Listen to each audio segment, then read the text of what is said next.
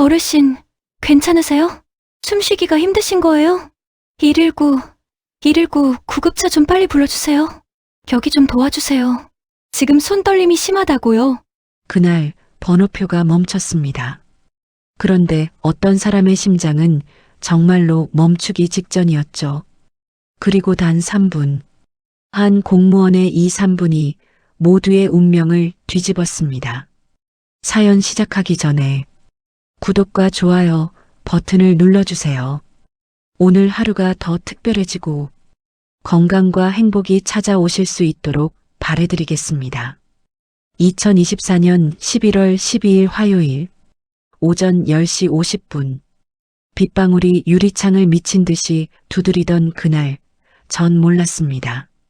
제 앞에 펼쳐질 일들을요. 단 3분의 선택이 얼마나 많은 사람의 운명을 뒤바꿀지 말이죠.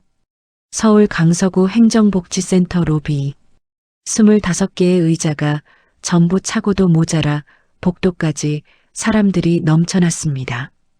월요일이 공휴일이었던 탓이죠. 화요일엔 늘 이랬습니다. 저는 장윤서라고 합니다. 올해 31살 사회복지 공무원 5년 차입니다. 할머니, 이거 보세요. 큰 글씨로 적어뒀으니까 훨씬 편하실 거예요. 제가 직접 만든 A4 용지의 안내 카드를 할머니 손에 쥐어드렸습니다. 기초연금 신청 절차, 한눈에 보기. 노안으로 작은 글씨를 읽기 힘든 어르신들을 위해 주말마다 만들던 거였죠. 아이고, 고맙네요. 요즘 공무원들은 다들 바빠서 이런 거 안 해주던데.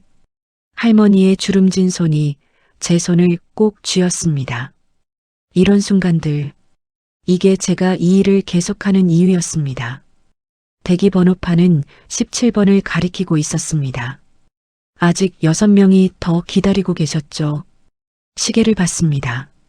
11시 20분. 점심시간 전까지 최소 10명은 처리해야 했습니다. 그때였습니다. 등 뒤에서 누군가 저를 뚫어지게 바라보는 시선이 느껴졌습니다. 천천히 고개를 돌렸습니다. 한쪽 로비 구석에 23번 대기석. 한 여성이 팔짱을 낀 채 앉아 있었습니다. 70대로 보였지만 자세는 반듯했습니다. 회색 트렌치 코트에 검은색 가죽 핸드백, 깔끔하게 빗어넘긴 단발머리, 화장기 없는 얼굴이었지만 피부는 잘 관리된 듯 보였죠.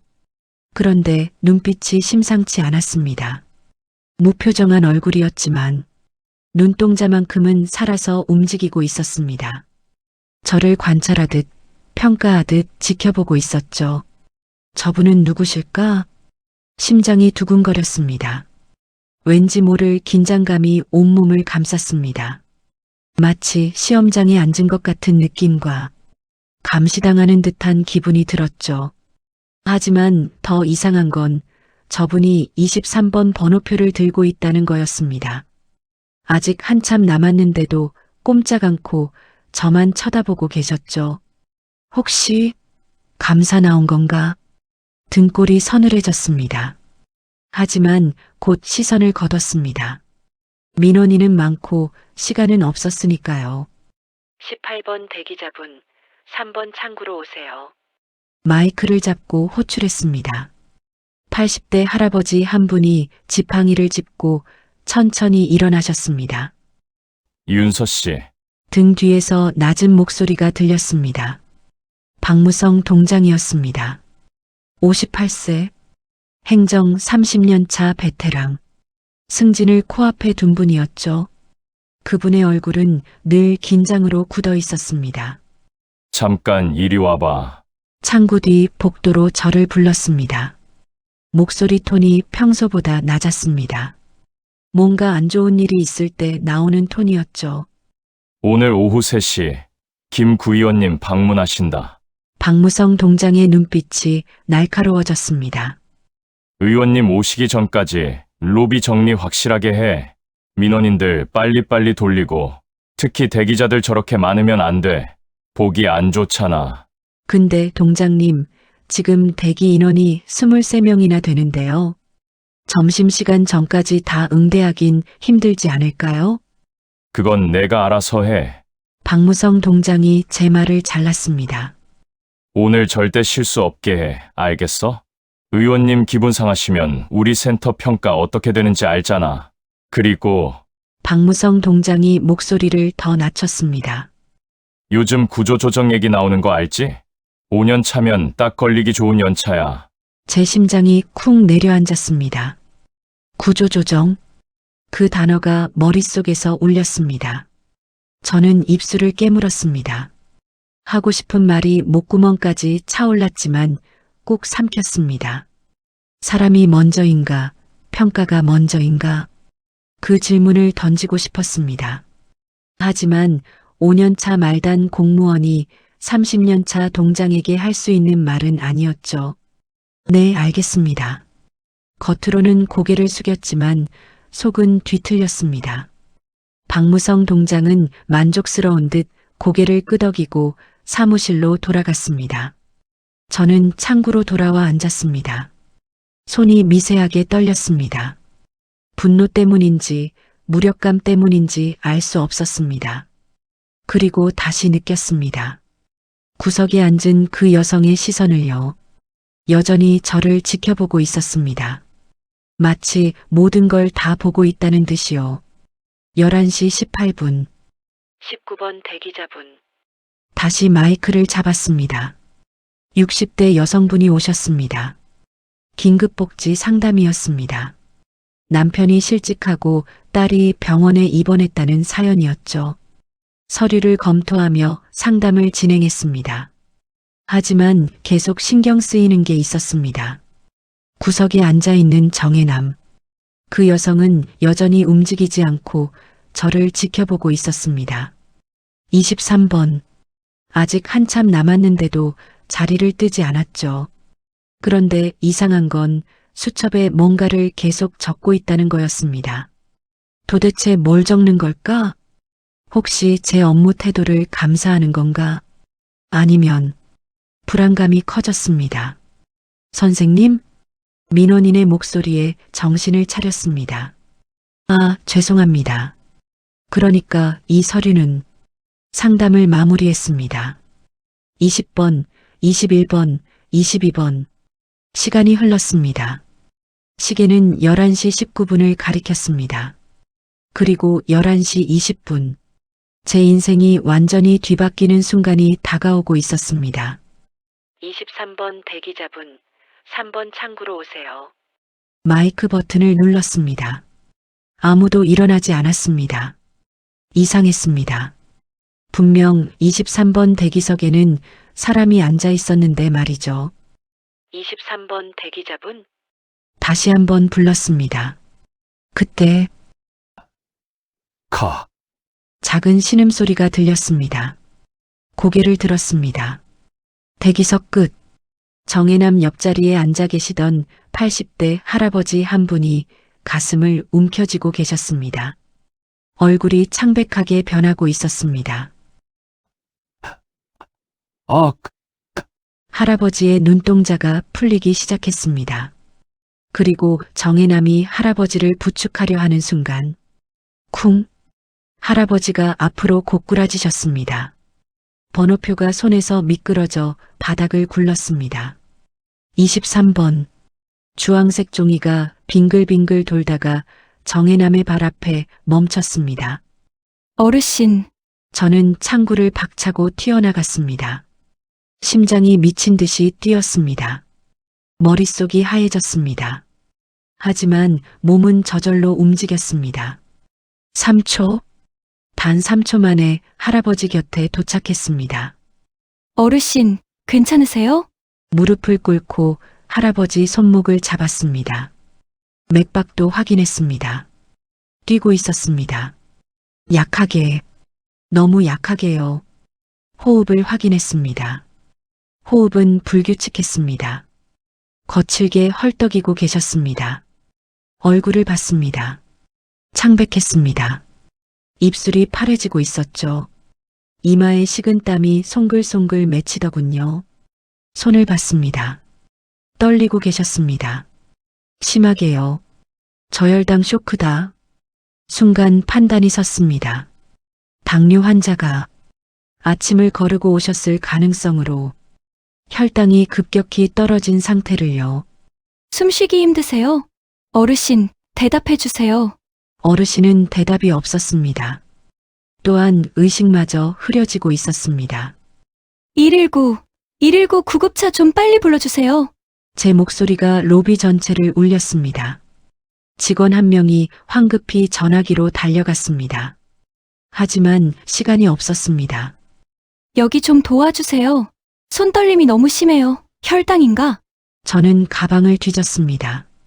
항상 넣어두는 휴대용 포도당 젤리를 찾았습니다. 할아버지의 턱을 조심스럽게 들어 올렸고 입을 벌렸습니다. 그리고 젤리를 넣어드렸죠. 천천히 녹여 드세요. 괜찮아지실 거예요. 동시에 제 핸드폰을 꺼냈습니다. 그리고 119에 직접 전화를 걸었습니다. 네, 긴급 출동 119입니다. 강서구 행정복지센터입니다. 80대 남성 어르신 의식 저하 상태입니다. 저혈당 쇼크로 추정되고요. 맥박이 약하고 호흡 불규칙합니다. 빨리 와주세요. 알겠습니다. 5분 내로 도착하겠습니다. 전화를 끊고 할아버지의 손을 잡았습니다. 얼음장처럼 너무 차가웠습니다. 할아버지, 조금만 버티세요. 곧 구급차 올 거예요. 그럼 괜찮아지실 거예요. 그때 번호표 기계에서 이상한 소리가 났습니다. 화면이 깜빡이더니 멈춰섰습니다. 23번. 갑자기 숫자가 정지했고 로비 전체가 조용해졌습니다. 25명의 민원인 모두가 저를 바라보고 있었습니다. 두려움, 놀라움, 불안, 걱정, 온갖 감정이 뒤섞인 시선들이었습니다. 그리고 그 시선들 속에서 정혜남이 저를 지켜보고 있었습니다. 무표정한 얼굴, 하지만 눈빛만큼은 살아있었습니다. 손에 든 수첩에 뭔가를 빠르게 적고 있었습니다. 마치 모든 걸 기록하듯이요. 저는 그 시선을 느끼면서도 할아버지에게 집중했습니다. 사람이 먼저다. 번호표는 나중이다. 제 신념이었으며 제가 이 일을 시작한 이유였습니다. 지금 뭐 하는 거야? 등 뒤에서 날카로운 목소리가 터졌습니다. 박무성 동장이었습니다. 사무실에서 달려나온 박무성 동장의 얼굴은 분노로 일그러져 있었습니다. 구의원님 오시는데 이게 무슨 난리야? 내가 뭐라고 했어? 박무성 동장이 저를 내려다봤습니다. 할아버지를 보는 게 아니었습니다. 저를 봤습니다. 어서 다른 곳으로 옮겨. 로비에서 이러면 어떡해? 복지실이나 상담실로 옮기라고. 믿을 수가 없었습니다. 동장님, 지금 입원 위급해요. 의식도 떨어지고 계시고요. 119 올 때까지 절대 움직이면 안 된다고요. 내가 지금 나한테 대드는 거야? 박무성 동장의 목소리가 한 옥타브 높아졌습니다. 내가 아까 뭐라고 했어? 오늘 실수하지 말라고 했지? 구조조정 명단에 내 이름 올리고 싶어? 제 온몸이 얼어붙었습니다. 하지만 할아버지를 봤습니다. 숨이 끊어질 듯 힘들어하고 계셨습니다. 동장님, 제 목소리도 커졌습니다. 지금 이분 생명이 위험한 상황이에요. 옮기다가 쇼크 오면 책임지실 거예요? 박무성 동장의 얼굴이 붉어졌습니다. 그 모습을 보고 주먹이 떨렸습니다. 로비 전체가 숨죽였습니다. 민원인들이 저희를 빤히 쳐다보기 시작했습니다. 직원들도 복도 끝에서 저희를 숨죽여 지켜봤습니다. 그리고 정혜남은 여전히 무표정한 얼굴로 앉아 있었습니다. 하지만 눈동자가 움직였습니다. 박무성 동장을 봤다가 저를 봤다가 다시 할아버지를 봤습니다. 그리고 수첩에 무언가를 적었습니다. 빠르게, 정확하게, 마치 법정 증인처럼이요. 저는 떨리는 목소리로 말했습니다. 죄송하지만 이분이 먼저입니다. 박무성 동장의 입술이 파르르 떨렸습니다. 좋아. 그래. 알았어. 네 마음대로 해. 박무성 동장이 돌아섰습니다. 하지만 떠나기 전에 한마디 더 던졌습니다. 너, 오후에 내 방으로 와! 오늘 일 전부 내 책임이니까 각서 쓸 준비해둬! 알겠어? 그 말이 제 등에 비수처럼 꽂혔습니다. 2분 후 사이렌 소리가 들렸습니다. 119 구급대원 2명이 들것을 끌고 들어왔습니다. 환자분, 어디 계세요? 여기요. 손을 들었습니다. 구급대원들이 바로 달려왔습니다. 재빨리 할아버지 상태를 확인했습니다. 혈당 측정할게요.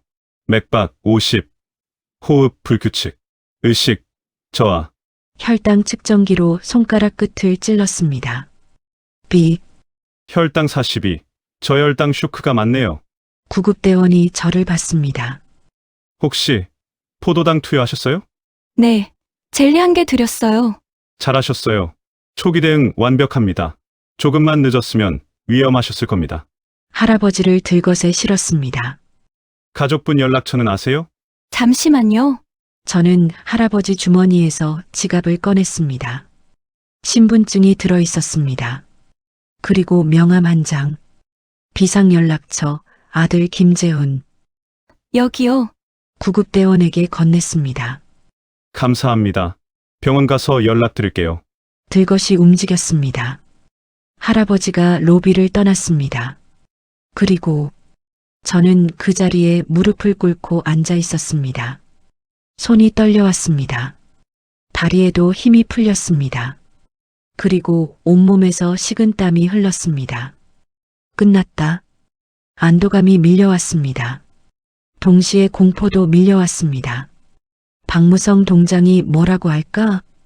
각서를 쓰라고? 정말 내 책임으로 돌아갈까? 구조조정? 진짜 내가 잘릴까? 온갖 생각이 머릿속을 휘저었습니다. 그때 선생님, 조용한 목소리가 들렸습니다. 고개를 들었습니다. 정혜남이 제 앞에 서 있었습니다. 처음으로 가까이서 보는 얼굴이었습니다. 주름이 깊게 파여 있었지만 눈빛만큼은 또렷했습니다. 괜찮으세요? 정혜남이 물었습니다.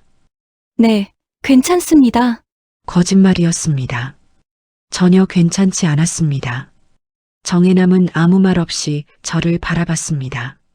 5초, 아주 긴 5초였습니다. 그리고 손에 든 수첩을 덮었습니다. 마치 기록을 끝낸 것처럼요. 그리고 돌아섰습니다. 다시 23번 대기석으로 돌아가 앉더군요. 하지만 이번에는 달랐습니다. 저를 쳐다보지 않았습니다. 대신 박무성 동장이 들어간 사무실 문을 뚫어지게 바라보고 있었습니다. 저는 천천히 일어났습니다. 그리고 다시 창구로 돌아왔습니다. 번호표 기계는 여전히 23번에 멈춰 있었습니다. 재부팅 버튼을 눌렀습니다. 비 24번. 화면이 다시 움직이기 시작했습니다. 하지만 저는 알고 있었습니다. 이건 끝이 아니라는 것과 시작이라는 것을. 그리고 정혜남의 시선이 이제는 박무성 동장을 향하고 있다는 것을요. 박무성 동장은 사무실 문을 쾅 닫았습니다. 유리창이 떨렸습니다. 이에 제 심장도 함께 떨렸습니다. 오후 3시, 벽시계가 12시를 가리켰습니다. 3시간 후, 제 운명이 결정될 것입니다. 하지만 저는 아직 몰랐습니다. 그 3시간 후, 제 인생을 완전히 바꿔놓을 사건이 기다리고 있다는 것을요. 그리고 정혜남이 모든 걸 지켜보고, 기록하고, 계획하고 있었다는 것을요. 오후 12시 30분, 점심시간. 점심시간이었지만 저는 밥을 먹을 수가 없었습니다. 손에 든 김밥은 목구멍으로 넘어가지 않았습니다. 입안에서 씹고 씹어도 맛이 느껴지지 않았죠. 그냥 종이를 씹는 것 같았습니다. 머릿속은 온통 오후 3시뿐이었죠. 박무성 동장이 뭐라고 할까? 각서를 쓰라고 했어. 무슨 내용일까? 최악의 경우 징계까지 가려나? 식은땀이 등을 타고 흘렀습니다. 휴게실 창문 밖으로 비가 계속 내리고 있었습니다. 하늘은 잿빛이었습니다. 마치 지금 제 기분처럼요. 윤서 씨, 괜찮아요? 옆자리 동료 이지의 주무관이 물었습니다. 28세, 저보다 2년 후배였죠. 응, 괜찮아. 거짓말이었습니다. 이지의 주무관은 제 표정을 보더니 한숨을 쉬었습니다. 동장님, 엄청 화나신 거 봤어요. 사무실 문 닫히는 소리가 2층까지 들리더라고요. 알아. 근데 윤서 씨, 아까 로비에 있던 그 할머니 봤어요? 제 심장이 쿵 뛰었습니다. 무슨 할머니? 23번 대기자. 트렌치코트 입으신 분요. 계속 윤서 씨 보더니 수첩에 뭔가 엄청 적던데요. 뭘 적었는지 봤어? 아니요. 근데 표정이 좀 무서웠어요. 마치 감사관 같았어요. 제 손에 든 김밥이 떨어질 뻔했습니다. 감사관? 혹시 나를 감사하러 온 건가? 그럼 동장님한테도 보고가 들어갈까? 불안이 커졌습니다. 근데 이상한 건요. 이지의 주무관이 목소리를 낮췄습니다. 그분 구급차 간 다음에 동장님 사무실 쪽만 계속 쳐다보시더라고요. 윤서 씨는 안 보고요. 제 등골이 서늘해졌습니다. 그리고 전화 통화하시는 것 같았어요. 마치 누구한테 보고하는 것처럼요. 뭐라고 하시던데? 잘 안 들렸는데 확인했습니다. 기록했습니다. 이런 말씀 하시더라고요. 이지의 주무관이 제 어깨를 잡았습니다. 윤서 씨, 혹시 우리 센터 감사 나온 거 아니에요? 요즘 복지와 예산 횡령 문제로 여기저기 감사 다닌다던데. 제 머릿속이 복잡해졌습니다. 감사라면 나도 조사받는 건가? 아니면 동장님을? 그럼 오늘 오후 회의는 어떻게 되는 거지? 그래도 윤서 씨 잘못 없어요. 나중에 감사 나와도 윤서 씨는 100% 정당방위예요. 고마워, 지혜야. 이지의 주무관이 제 어깨를 토닥였습니다. 하지만 위로가 되지 않았습니다. 왜냐하면 저는 알고 있었으니까요. 이 세계에서는 정당함보다도 힘이 중요하다는 것을요. 5년차 말단 공무원과 30년차 센터장. 감사관은 누구 말을 더 믿을까요? 오후 1시 50분. 점심시간이 끝났습니다. 민원인들이 다시 로비로 들어오기 시작했습니다. 저는 3번 창구에 다시 앉으면서 컴퓨터 화면을 켰습니다. 하지만 글자가 눈에 들어오지 않았습니다. 시계만 자꾸 쳐다봤습니다. 1시 55분, 2시 10분. 시간이 너무 느리게 갔습니다. 아니, 너무 빠르게 갔습니다. 2시 30분. 복도 끝에서 인기척이 들렸습니다. 박무성 동장이 사무실 문을 열고 나왔습니다. 그러면서 저와 눈이 마주쳤습니다. 박무성 동장의 눈빛은 차갑게 식어 있었습니다. 입술을 꾹 다문 채 저를 노려봤습니다. 그리고 다시 사무실로 들어갔습니다. 문이 쾅 소리를 내며 다시 닫혔습니다. 저는 숨을 크게 들이마셨습니다. 이제 30분 남았네. 손이 떨렸습니다. 마우스를 잡은 손에 땀이 났습니다. 그때 로비 입구가 열렸습니다. 정장을 입은 남자 2명이 들어왔습니다. 한 명은 50대 초반으로 보였습니다. 검은색 양복에 빨간색 넥타이, 머리를 깔끔하게 넘겼습니다. 김성우 구의원이었습니다. 다른 한 명은 30대 후반, 회색 양복에 검은 가죽 서류 가방을 들고 있었습니다. 비서였습니다. 어서 오십시오. 박무성 동장이 사무실에서 뛰어나왔습니다. 얼굴에 환한 미소를 띠고 있었습니다. 아까 저를 노려볼 때와는 완전히 다른 표정이었죠. 의원님, 오시느라 고생 많으셨습니다. 아, 동장님. 오랜만입니다. 김성우 구의원이 손을 내밀었습니다. 박무성 동장이 두 손으로 악수를 받았습니다. 회의실로 안내하겠습니다. 이쪽으로 오십시오. 박무성 동장이 앞장서서 걸었습니다. 김성우 구의원과 비서가 뒤를 따랐습니다. 그들이 복도를 지나갈 때 김성우 구의원의 시선이 로비를 훑었습니다. 그리고 저와 눈이 마주쳤습니다. 단 1초, 김성우 구의원이 미소를 지었습니다. 정치인의 미소, 입꼬리만 올라간 미소, 그리고 시선을 거뒀습니다. 저는 등골이 서늘해졌습니다. 저분 앞에서 내가 해명을 해야 하는 건가? 상상만 해도 끔찍했습니다. 하지만 더 이상한 일이 벌어졌습니다. 로비 한쪽에 앉아있던 정혜남이 천천히 일어났습니다. 그리고 복도 쪽으로 걸어갔습니다. 마치 회의실을 향해 가는 것 같았습니다. 저분은 왜? 오후 2시 50분, 윤서 씨, 이지의 주무관이 제 어깨를 두드렸습니다. 동장님이 회의실로 오래요.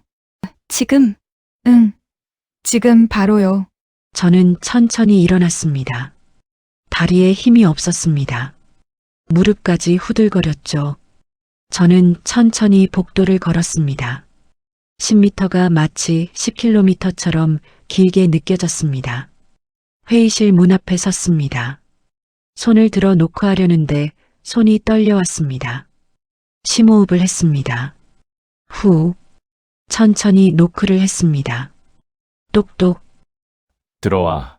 박무성 동장의 목소리였습니다. 문을 열었습니다. 회의실 안, 긴 테이블이 있었습니다. 한쪽에는 김성호 구의원과 비서가 앉아 있었습니다. 다른 쪽에는 박무성 동장이 앉아 있었죠. 테이블 위에는 서류 뭉치가 놓여 있었습니다. 앉아. 박무성 동장이 빈 의자를 가리켰습니다. 저는 김성호 구의원 맞은편에 앉았습니다. 회의실 문이 닫혔습니다. 딸깍, 공기가 무거웠습니다. 숨쉬기가 힘들 정도로 김성호 구의원이 저를 바라봤습니다. 장윤서 주무관님이죠? 네, 맞습니다. 오늘 오전에 있었던 일에 대해 들었습니다. 김성호 구의원의 목소리는 부드러웠습니다. 하지만 눈빛은 날카로웠습니다. 어르신이 쓰러지셨다고요? 네, 저혈당 쇼크였습니다. 응급처치는 잘하셨다고 들었습니다. 감사합니다. 그런데 김성호 구의원이 잠시 말을 멈췄습니다. 문제는 그 과정에서 발생한 혼란이라고 하더군요. 그리고 상급자 지시 불이행. 제 심장이 쿵 내려앉았습니다. 혼란이요? 네. 로비가 아수라장이 됐다고 들었습니다. 민원인들이 불안해하고 업무가 마비됐다면서요? 그건 게다가 센터장님과 말다툼까지 하셨다면서요? 그것도 민원인들이 다 보는 앞에서요. 저는 박무성 동장을 쳐다봤습니다. 박무성 동장은 표정 하나 변하지 않고 앉아 있었습니다. 동장님, 그건 아닙니다. 저는 어르신의 안전을 위해 윤서 씨. 박무성 동장이 제 말을 잘랐습니다. 의원님께 변명하지 마. 사실대로 말해. 내가 내 지시를 거부한 거 맞지? 지시를 거부한 게 아니라 의학적으로 위험해서. 의학적? 김성우 구의원이 비웃듯 말했습니다. 주무관님 의사세요? 주무관님이 의학 전문가예요? 저는 말문이 막혔습니다. 아닙니다만. 그럼 전문가도 아닌 사람이 독단적으로 판단한 거네요. 상급자 지시도 무시하고. 김성우 구의원이 서류를 집어들었습니다. 이거 보십시오. 의원님. 박무성 동장이 서류 뭉치를 꺼냈습니다. A사 용지 여러 장이었습니다. 오늘 오전 사건에 대한 보고서입니다. 보고서? 저는 그런 거 작성한 적 없었습니다. 박무성 동장이 서류를 김성호 구의원 앞으로 밀었습니다. 김성호 구의원이 서류를 집어들었습니다. 눈을 가늘게 뜨고 읽기 시작했습니다. 30초가 지났습니다. 김성우 구의원의 표정이 굳었습니다. 이게 사실입니까? 네, 의원님, 맞습니다. 사실입니다. 장윤서 주무관이 센터장 지시를 무시하고 독단적으로 행동했다. 민원인들에게 고성을 지르고 업무 매뉴얼을 위반까지 했다. 그렇습니다. 거짓말이었습니다. 저는 그 서류를 보고 싶었습니다. 하지만 김성우 구의원이 들고 있었습니다. 주무관님, 이거 보셨습니까? 김성우 구의원이 서류를 저한테 건넸습니다. 저는 떨리는 손으로 받았습니다. 첫 장을 펼쳤습니다. 긴급 상황 대응 보고서, 작성자 박무성 센터장, 사건 개요. 2024년 11월 12일 11시 20분, 대기자 중 1인 저혈당 쇼크 발생. 담당 주무관 장윤서의 부적절한 대응으로 로비 혼란 발생. 부적절한 대응이라고? 다음 장을 넘겼습니다. 문제점. 첫 번째, 센터장의 지시 불이행. 센터장은 민원인을 상담실로 이동 지시했으나 장윤서 주무관은 지시 거부. 센터장과 공개적으로 언쟁. 두 번째, 과도한 소란 야기. 로비에서 고성을 지르고 다른 민원인들 불안 조성했다. 이에 업무 마비가 30분이나 발생됐다. 세 번째, 매뉴얼 위반. 긴급 상황 시 센터장 보고 의무를 위반했다. 독단적으로 119를 호출했으며 사후 보고를 누락했다. 네 번째, 구조조정 시기에 부적절한 행동. 주무가 한 명의 독단적인 행동으로 센터 이미지 훼손. 평가 기간 중 중대 실수를 일으켰다. 저는 믿을 수가 없었습니다. 전부 왜곡되어 있었으니까요. 특히 마지막 항목. 구조조정 시기라는 단어가 선명했습니다. 이건 명백한 협박이었습니다. 이건 사실이 아닙니다. 뭐가 사실이 아닙니까? 박무성 동장이 물었습니다. 전부 다요. 동장님께서 저한테 옮기라고 하신 건 맞지만 저는 환자 안전 때문에 거부한 겁니다. 그리고 고성을 지른 적도 없고요. 윤서 씨, 흥분하지 마. 흥분 안 합니다. 근데 이건 명백한 거짓말이잖아요. 거짓말? 박무성 동장의 눈빛이 차갑게 변했습니다. 내가 지금 상관을 거짓말쟁이라고 하는 거야?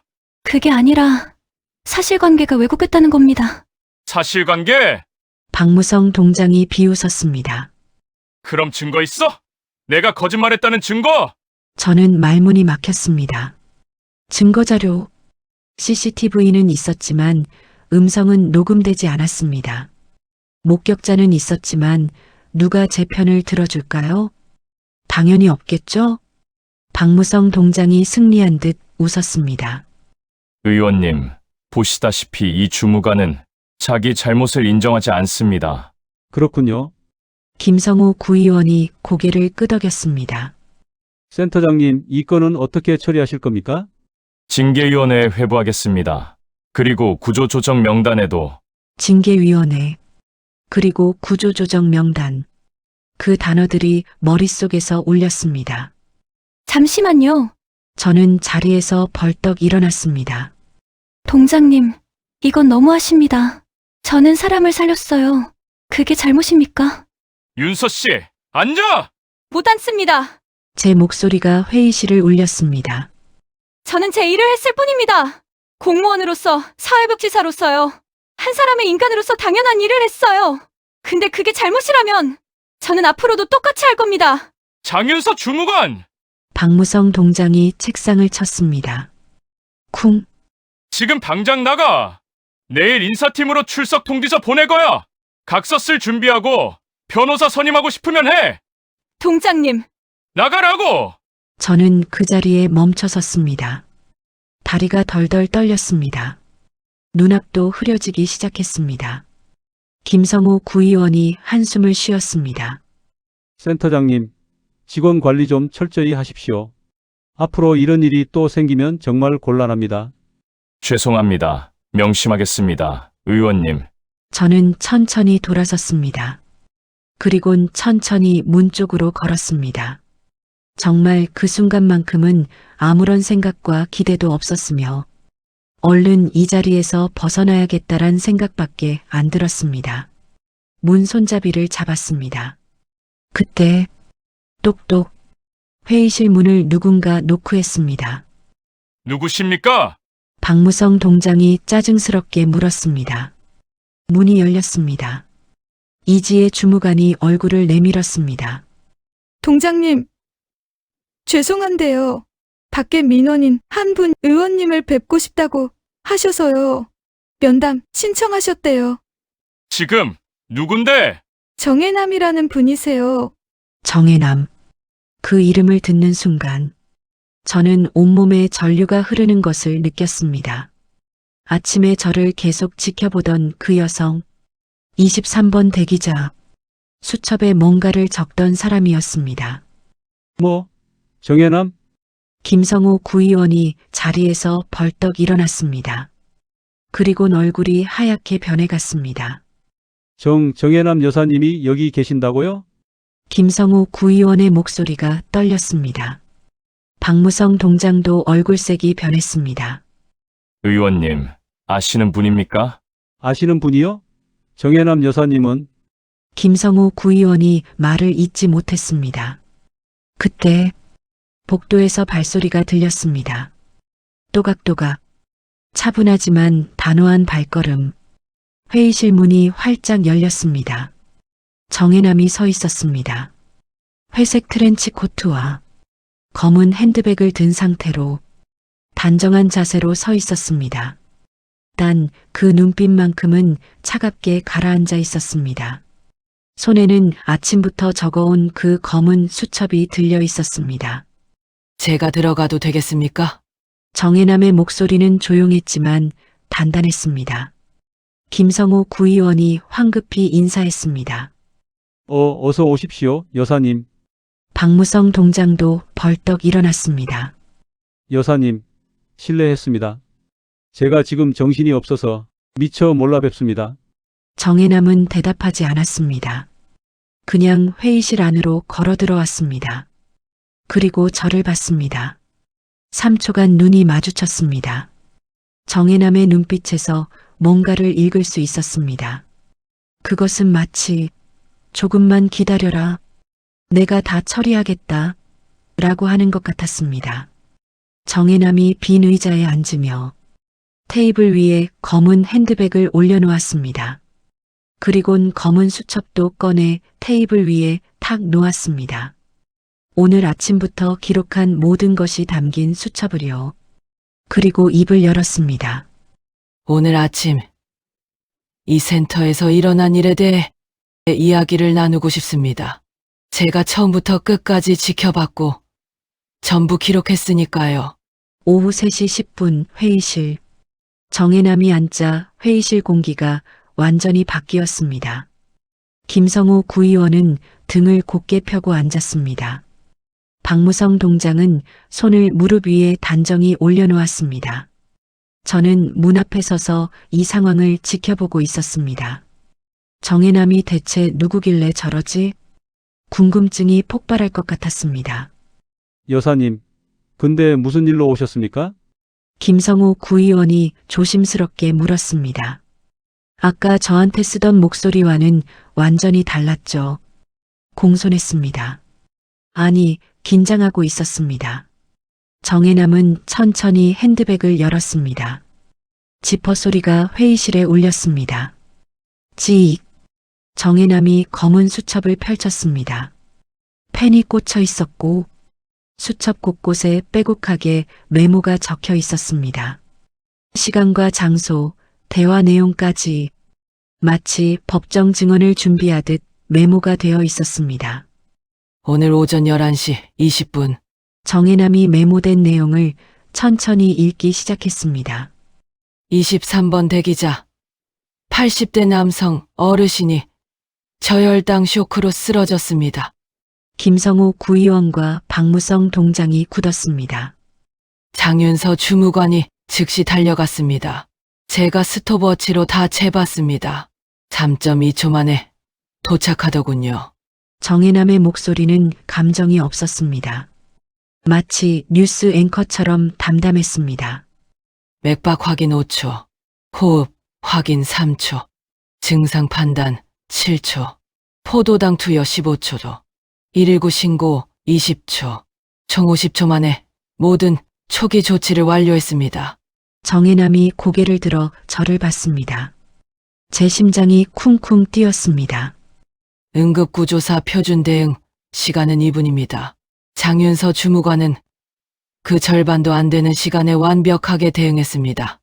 정혜남이 다시 수첩을 봤습니다. 만약 장윤서 주무관이 5분만 늦게 대응했다면 어땠을까요? 저혈당 쇼크는 10분 이내에 처치하지 않으면 뇌 손상이 올 수 있습니다. 15분이 지나면 사망에 이를 수도 있죠. 정혜남의 말에 회의실이 숨죽였습니다. 그런데 이 보고서를 보면 말이죠. 정혜남이 테이블 위에 서류를 집어들었습니다. 박무성 동장이 작성한 그 보고서를요. 부적절한 대응이라고 적혀 있더군요. 생명을 구한 행동이 부적절하다니 참 흥롭습니다. 박무성 동장의 얼굴이 창백해졌습니다. 여사님, 그건 말이죠. 제가 끝까지 말하겠습니다. 정혜남의 목소리가 낮아졌습니다. 이에 박무성 동장이 입을 다물었습니다. 정혜남이 수첩의 다음 페이지를 넘겼습니다. 11시 21분 15초. 박무성 센터장이 나타났습니다. 박무성 동장의 어깨가 움찔했습니다. 첫 마디가 뭐였는지 아십니까? 정혜남이 김성우 구의원을 봤습니다. 지금 뭐 하는 거야? 그리고 구의원님 오시는데 이게 무슨 난리야? 정확히 인용합니다. 김성우 구의원의 얼굴이 굳었습니다. 환자 상태를 묻지 않았습니다. 안부를 확인하지도 않았습니다. 첫 걱정이 의전이었죠. 두 번째 걱정은 체면이었고요. 정혜남의 말 한마디 한마디가 바늘처럼 박혔습니다. 그리고 11시 21분 40초. 지시했습니다. 다른 곳으로 옮겨. 로비에서 이러면 안 된다. 저도 똑똑히 들었습니다. 목소리 톤까지 기억합니다. 여사님, 그건 오해입니다. 저는 다른 민원인들의 불안을 생각해서였어요. 다른 민원인들은 오히려 안심했습니다. 정혜남이 박무성 동장의 말을 잘랐습니다. 왜냐하면 장윤서 주무관이 신속하게 대응하는 모습을 봤으니까요. 제가 직접 확인했습니다. 대기하던 민원인 25명 중 19명에게 물어봤죠. 정혜남이 수첩의 다른 페이지를 펼쳤습니다. 불안하셨습니까? 라는 질문에 19명 모두 아니다라고 답했습니다. 오히려 17명의 공무원이 저렇게 열심히 일하니 안심된다고 했죠. 여기 이름과 연락처가 다 있습니다. 박무성 동장은 아무 말도 하지 못했습니다. 그런데 이 보고서에는 민원인들 불안 조성이라고 적혀 있습니다. 그러니 이 보고서는 거짓말입니다. 명백한 허위 사실 유포죠. 정혜남이 서류를 테이블 위에 탁 내려놓았습니다. 이게 사실입니까? 센터장님? 박무성 동장의 입술이 파르르 떨렸습니다. 그건 제가 본 상황으로는요. 센터장님은 어디서 보셨습니까? 사무실입니다. 센터장님, 사무실 창문으로는 로비가 보이지 않습니다. 제가 이미 확인했습니다. 사무실은 복도 안쪽에 있고 로비와는 벽으로 막혀 있더군요. 직접 나오지 않는 이상 민원인들 표정을 볼 수 없습니다. 정혜남의 말에 박무성 동장이 할 말을 잃었습니다. 그런데 센터장님이 로비에 나타난 시간은 11시 21분 15초. 사건 발생 55초 후입니다. 그때는 이미 장윤서 주무관이 초기 조치를 다 끝낸 상태였죠. 정혜남이 박무성 동장을 똑바로 봤습니다. 센터장님은 민원인들 표정을 보고 판단한 게 아닙니다. 그냥 추측으로 쓴 겁니다. 아니, 추측도 아니죠. 조작입니다. 정혜남이 다시 수첩을 펼쳤습니다. 이 보고서에는 센터장 지시 불이행이라고도 적혀 있더군요. 정혜남의 손가락이 수첩 위를 천천히 따라갔습니다. 11시 21분 40초! 박무성 센터장이 장윤서 주무관에게 말했습니다. 어서 다른 곳으로 옮겨! 로비에서 이러면 어떡해! 정확합니다. 정혜남이 고개를 들어 저를 봤습니다. 장윤서 주무관의 행동과 말은 이랬습니다. 11시 21분 43초. 동장님, 지금 2분 위급하세요. 119 올 때까지 움직이면 안 됩니다. 목소리 톤은 침착했습니다.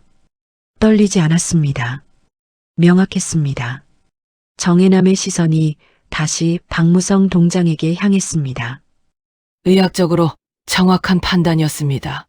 저혈당 쇼크 환자를 함부로 옮기면 2차 쇼크가 올 수 있죠. 혈압이 급격히 떨어지면 의식을 완전히 잃을 수도 있습니다. 최악의 경우 사망에 이를 수도 있고요. 김성우 구의원이 불편한 듯 자세를 고쳤습니다. 그런데 센터장님은 계속 지시했습니다. 당장 옮기라고요. 11시 21분 50초에는 이렇게까지 말했죠. 내가 나한테 대드는 거야? 박무성 동장의 이마에 땀이 맺혔습니다. 여사님, 그때 상황이 제가 좀 긴박해서요. 센터장님, 긴박한 건 환자였습니다.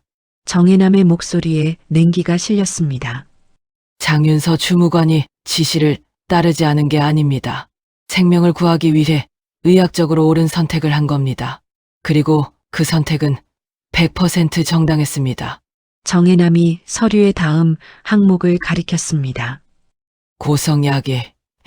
이것도 거짓입니다. 제가 로비에서 처음부터 끝까지 지켜봤습니다. 장윤서 주무관은 단 한 번도 고성을 지르지 않았습니다. 정혜남이 수첩의 특정 페이지를 펼쳤습니다. 가장 큰 목소리를 낸 사람은 센터장님이었습니다. 11시 22분 5초. 지금 뭐 하는 거야? 이 부분을 데시벨 측정 앱으로 한번 재봤습니다. 82데시벨. 일반 대화가 60데시벨인 것을 감안하면 상당히 큰 소리죠. 김성우 구의원의 표정이 굳어졌습니다. 장윤서 주무관의 가장 큰 목소리는 11시 20분 25초. 119 빨리 불러요. 이때가 75데시벨입니다. 긴급 상황을 알리는 적절한 음량이죠. 정혜남이 휴대폰을 꺼냈습니다. 녹음도 했습니다. 김성우 구의원과 박무성 동장의 얼굴이 동시에 굳었습니다. 정혜남이 휴대폰 화면을 터치했습니다. 들어보시겠습니까? 저것이. 박무성 동장이 말을 더듬었습니다. 정혜남이 재생 버튼을 눌렀습니다. 스피커에서 제 목소리가 흘러나왔습니다. 강서구 행정복지센터입니다. 80대 남성 어르신께서 지금 의식 저하 상태입니다. 저혈당 쇼크로 추정되고요. 맥박이 약하고 호흡도 불규칙합니다. 빨리 와주세요. 제 목소리는 떨리고 있었지만 또렷했습니다. 필요한 정보를 모두 전달하고 있었죠. 그 다음 박무성 동장의 목소리가 들렸습니다. 지금 뭐 하는 거야? 구의원님 오시는데 이게 무슨 난리냐고! 회의실이 조용해졌습니다. 그리고 제 목소리. 동장님, 지금 2분 위급하세요. 119 올 때까지 움직이면 안 됩니다. 다시 박무성 동장의 목소리. 내가 지금 나한테 대드는 거야? 당장 옮기라고! 녹음이 끝났습니다. 회의실이 침묵에 잠겼습니다. 정혜남이 휴대폰을 테이블 위에 놓았습니다. 독단적입니까? 아니면 신속한 판단입니까? 이게 고성인가요? 아니면 정당한 대응입니까? 박무성 동장은 대답하지 못했습니다. 김성우 구의원이 불편한 표정으로 기침을 했습니다. 정혜남이 마지막 항목을 가리켰습니다. 구조조정 시기, 부적절한 행동. 이건 뭡니까? 정혜남의 목소리가 차갑게 변했습니다. 생명을 구한 직원들에게 지금 구조조정 명단에 올리랬다 말한 겁니까? 이건 협박 아닙니까? 그건 제가 쓴 게 아니라요. 박무성 동장이 변명을 시작했습니다. 정혜남이 보고서 하단을 가리켰습니다. 여기 센터장님, 직인이 찍혀 있습니다. 그리고 사인도 있고요. 센터장님이 작성하고 승인한 문서가 맞지 않습니까? 박무성 동장이 할 말을 잃었습니다. 정혜남이 김성호 구의원을 똑바로 봤습니다. 의원님, 그러고 보니 제 소개를 아직 안 했군요. 김성호 구의원이 긴장한 표정으로 고개를 끄덕였습니다. 저는 정혜남입니다. 해남식품 회장이기도 하고요. 저는 숨이 멎는 것 같았습니다. 해남식품. 이 기업은 서울에서 가장 큰 식품 유통 기업 중 하나이기 때문입니다. 직원만 3,000명이 넘는 대기업이었죠. 40년 전, 저는 이 지역 시장에서 김밥을 팔았습니다. 그때 강서구청에서 창업 지원을 받았죠. 보증금 300만 원. 그게 제 시작이었습니다. 정혜남의 목소리에 회상이 묻어났습니다. 그 300만 원이 지금의 3천억 기업을 만들었습니다. 그래서 저는 매년 이맘때쯤 이 지역 행정복지센터를 방문합니다. 김성호 구의원이 침을 꿀꺽 삼켰습니다. 어떻게 운영되는지, 민원인들을 어떻게 대하는지, 공무원들이 얼마나 헌신적으로 일하는지 직접 보러 오죠. 신분을 밝히지 않고요. 정혜남이 로비를 가리켰습니다. 올해는 이 센터를 왔습니다. 새로 지어졌다고 해서요. 그리고 10시 50분에 도착해서 23번 대기표를 뽑고 앉아서 3시간 동안 관찰했습니다. 정혜남의 시선이 저에게 왔습니다. 그리고 봤습니다. 장윤서 주무관을요. 큰 글씨 안내 카드를 손수 만들어서 나눠주는 모습. 한 분 한 분 눈을 맞추며 상담하는 모습. 어르신들의 말을 끝까지 경청하는 모습. 정혜남이 미소를 지었습니다. 처음 보는 표정이었습니다. 저는 생각했습니다. 이런 공무원도 있구나. 아직 희망이 있구나. 그래서 더 자세히 관찰했습니다. 그리고 모든 걸 기록했습니다. 박무성 동장의 얼굴이 점점 창백해졌습니다. 그런데 어르신이 쓰러지셨죠. 그 순간 제가 본 건 2가지 모습이었습니다. 정혜남이 잠시 말을 멈췄습니다. 생명을 최우선으로 생각하는 공무원, 그리고 체면을 최우선으로 생각하는 관리자. 김성호 구의원이 헛기침을 했습니다. 여사님, 그러니까 이건 내부 문제이고요. 내부 문제가 아닙니다. 의원님, 정혜남의 목소리가 단호해졌습니다. 이건 시스템의 문제입니다. 생명보다 의전이 우선인 조직 문화의 문제죠. 그리고 이건 단순히 이 센터만의 문제가 아닙니다. 구청 전체, 아니 대한민국 행정 시스템 전체의 문제입니다. 정혜남이 서류를 다시 집어들었습니다. 그리고 이 조작된 보고서. 이건 명백한 직권남용이고 문서 위조입니다. 형법 제227조 허위 공문서 작성죄에 해당하죠. 박무성 동장이 벌떡 일어났습니다. 조작이라니요? 저는 제가 본대로 작성했습니다. 센터장님, 정혜남이 차갑게 말했습니다. 저는 증인입니다. 그리고 증거도 있습니다. 음성 녹음과 시간 기록, 목격자 19명의 이름과 연락처, 그리고 119 출동 기록까지요. 원하시면 지금 당장 경찰에 제출할 수 있습니다. 정혜남이 김성호 구의원을 봤습니다. 의원님, 이대로 덮으시겠습니까? 만약 이 사건이 언론에 나가면 어떻게 되겠습니까? 생명 구한 공무원을 해고하려던 센터. 이전이 생명보다 중요한 행정복지센터. 기사 제목이 벌써 보이는군요. 김성호 구의원의 얼굴이 일그러졌습니다. 김성호 구의원이 한참을 고민하더니 입을 열었습니다. 센터장님, 네, 의원님. 이 보고서 철회하시는 게 좋겠습니다. 박무성 동장의 눈이 커졌습니다.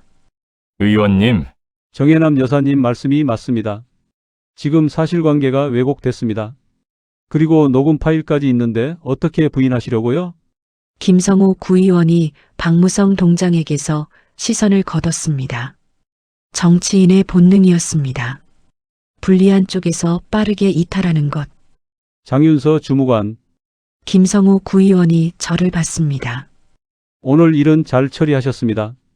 생명을 구하셨으니까요. 징계는 없을 것입니다. 제 입이 떡 벌어졌습니다. 감사합니다, 의원님. 제 목소리가 떨렸습니다. 김성호 구의원이 자리에서 일어났습니다. 다만 앞으로는 상황을 좀 더 원활하게 처리할 수 있도록 매뉴얼을 보완하는 게 좋겠습니다. 센터장님과도 협력해서요. 결국 책임을 회피하는 말이었습니다. 하지만 적어도 징계는 면한 것 같았습니다. 정혜남이 천천히 일어났습니다. 의원님, 한 가지 더 말씀드리겠습니다. 네, 여사님. 다음 주 구청장님을 만날 예정입니다. 해남식품과 강서구의 산학협력 사업 논의 때문이죠. 그 자리에서 오늘 일에 대해 보고 드릴 생각입니다. 김성호 구의원의 얼굴이 굳었습니다. 센터장님의 행동과 의원님의 대응, 그리고 행정 시스템의 문제점까지 전부 다요. 정혜남이 박무성 동장을 받습니다. 물론 장윤서 주무관의 헌신적인 모습도 함께 보고하겠습니다. 표창이라도 해주시라고 건의할 생각입니다. 박무성 동장의 얼굴이 하얗게 변했습니다. 그리고 센터장님, 정혜남의 목소리가 더 낮아졌습니다. 30년 동안 공직에 계셨다면서요? 그 30년 동안 무엇을 배우셨습니까? 의전 보고서 쓰는 법만 배우셨습니까? 박무성 동장은 대답하지 못했습니다. 공무원의 첫 번째 의무는 국민입니다. 의원도 아니고 평가도 아니고 승진도 아닙니다. 국민의 생명과 안전입니다. 정혜남이 서류를 박무성 동장 앞으로 밀었습니다. 이 보고서 다시 쓰십시오. 모두 사실대로요. 그리고 장윤서 주무관에게 사과하십시오. 물론 공개적으로 모두 밝힌 사과입니다. 여사님, 만약 그렇게 하지 않으시면 저는 이 녹음 파일과 수첩을 가지고 검찰에 갈 것입니다. 직권남용과 문서위조, 명예훼손과 협박까지 죄목은 충분합니다. 정혜남의 눈빛이 얼음처럼 차가웠습니다.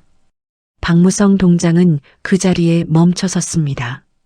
김성호 구의원이 급히 끼어들었습니다. 여사님, 제가 센터장님을 잘 지도하겠습니다. 그리고 구청에도 개선 의견을 전달하겠습니다. 그러시길 바랍니다. 의원님, 정혜남이 핸드백을 들었습니다. 저는 이만 가보겠습니다. 오늘 정말 많은 걸 봤습니다. 좋은 것도 나쁜 것도 모두요. 정혜남이 저를 봤습니다. 장윤서 주무관님, 밖에서 잠깐 이야기 나눠도 될까요? 네, 그럼요, 여사님. 정혜남이 회의실 문을 열고 나갔습니다. 저도 뒤따라 나갔습니다. 곧 문이 닫혔습니다. 회의실 안에 남은 김성호 구의원과 박무성 동장의 얼굴은 창백했습니다. 복도에 저와 정혜남만 남았습니다. 정혜남이 창밖을 봤습니다. 마침 그렇게 쏟아지던 비가 그치더군요. 구름 사이로 햇살이 비쳐 들어왔습니다. 장윤서 주무관. 네, 여사님. 앉으세요. 복도 벤치에 앉았습니다. 정혜남도 옆에 앉았습니다. 침묵이 흘렀습니다. 10초, 20초. 침묵을 지키다 제가 먼저 입을 열었습니다. 여사님, 정말 감사합니다. 제가 뭐라고 감사를 드려야 할지, 여사님이 아니었으면 저는 어떻게 됐을지 모르겠네요. 눈물이 터질 것 같았습니다. 고맙다는 말은 나중에 하세요. 정혜남이 손을 들어 제지했습니다. 지금은 따로 할 얘기가 있으니까요. 정혜남이 수첩을 다시 펼쳤습니다. 장윤서 주무관, 당신은 왜 이 일을 합니까? 갑작스러운 질문이었습니다. 그게 사람들을 돕고 싶어서요. 왜요? 네. 왜 사람들을 돕고 싶냐고요. 월급 받으려면 대충 해도 됩니다. 정시 출근, 정시 퇴근. 민원인들 대충 응대하고. 그래도 월급은 나옵니다. 그런데 왜 굳이 큰 글씨 카드를 만들고 포도당 젤리를 가방에 넣고 다니고 위험을 감수하면서까지 사람을 구합니까? 정혜남의 눈빛이 날카로웠습니다. 저는 잠시 생각했습니다. 왜일까요? 제 아버지가 10년 전에 돌아가셨어요. 제 목소리가 작아졌습니다. 공장에서 일하다가 사고가 났는데 산재 처리가 안 됐어요. 그 이유가 뭔지 아세요? 정혜남이 고개를 저었습니다. 서류가 꼬였대요. 담당 공무원이 제대로 처리 안 해줘서요. 마감 시간 10분 전에 가져갔는데 오늘은 업무 끝났다고 돌려보냈대요. 제 손이 떨렸습니다. 그 10분 때문에 서류가 한 달 늦어졌고 그 한 달 사이에 아버지 상태가 악화됐어요. 그래서 보상도 못 받고 치료비도 못 받고 아버지는 그렇게 돌아가셨어요. 눈물이 흘렀습니다. 그때 제 나이가 21였어요. 대학교 2학년.